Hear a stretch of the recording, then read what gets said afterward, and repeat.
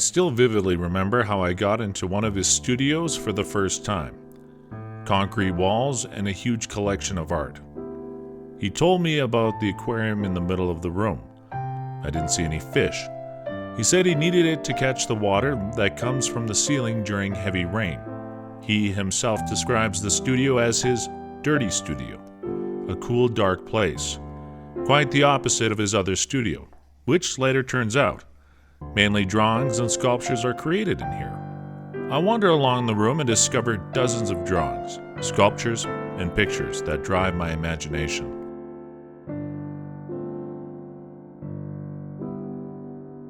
I am beginning to understand that the work of this artist is much more diverse than the work he publishes.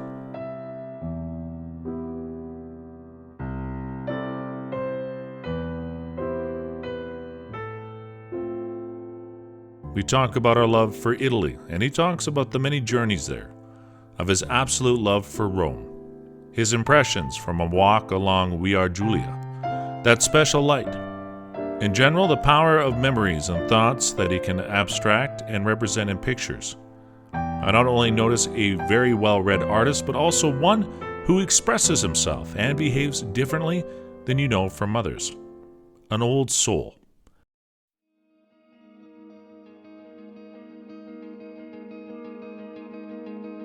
At our next meeting, in his second studio, I noticed the stark contrast to the former.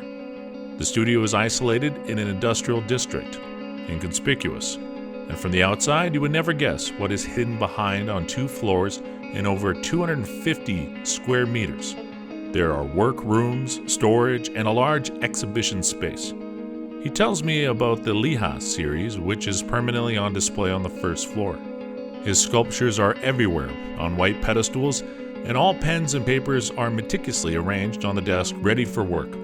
A heavenly place of creation. In contrast to the first studio, this one looks clean and tidy.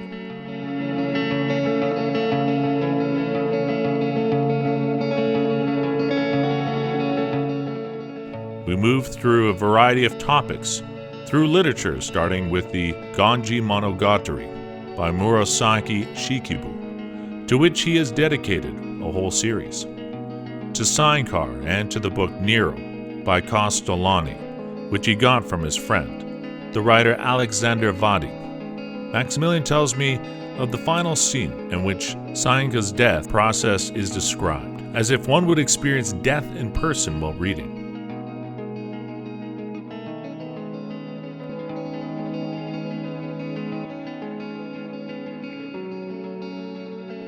In the studio, there's a large library which is also well stocked with classics, but other rare finds too.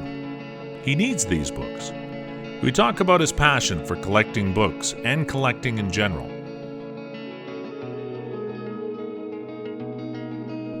We look at drawings, and you can clearly see the enthusiasm when he talks about how much he loves them. Far more than working on what he calls difficult paintings. He needs a lot of time and energy for the large works on canvas. Often weeks go by in which he collects the ideas for a new series, inspired by poetry and literature. Drawings make him happier. He describes the work on the big pictures as nerve-wracking and extremely demanding. Another reason why hundreds of drawings are made every year, but only 2 to 3 large series on canvas. These mostly consist of 10 large individual paintings.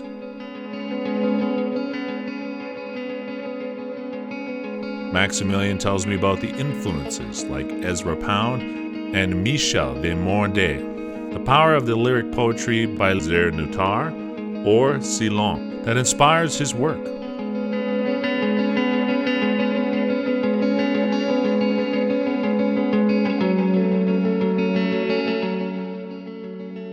We're sitting outside by the tomato bushes. He says this is the first year they grow. In general, he is very fond of the term garden. He speaks of a metaphysical garden, a kind of paradise of Arcadia.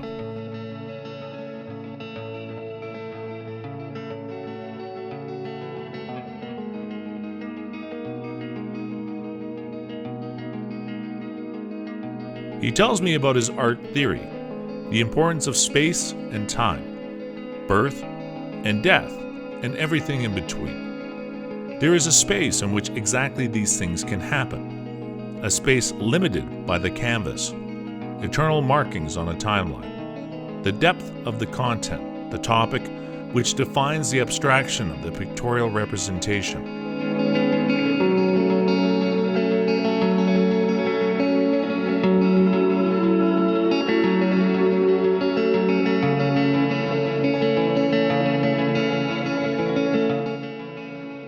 This day is coming to an end, and the next I am on the threshold of his private rooms.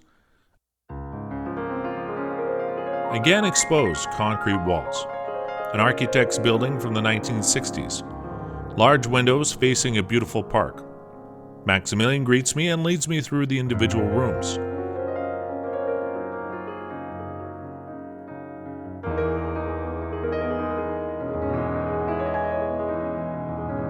These are loaded with canvases.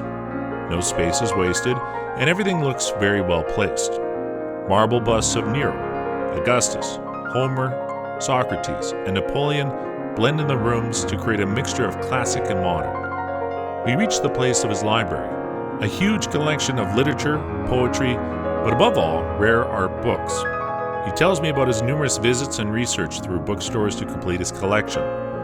The complete catalogue raisonné of Motherwell, Thomley, and Hodgkin.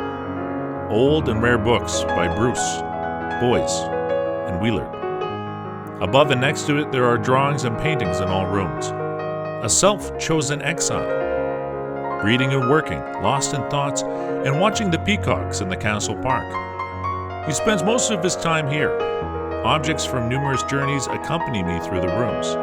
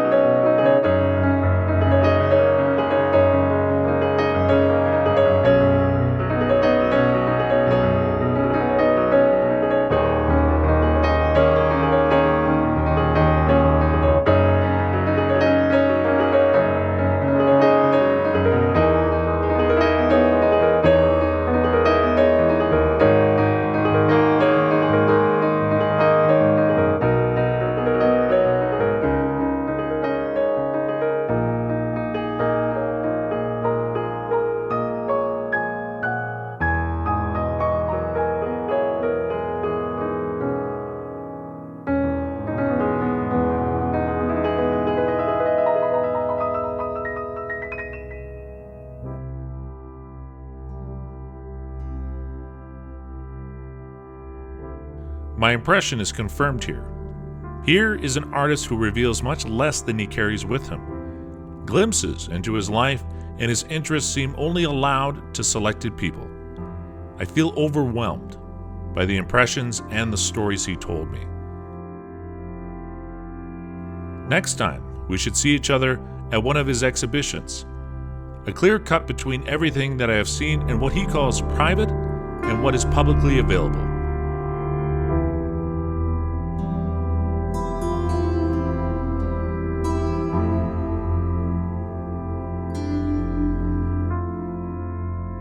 A life apart from the crowd. True art.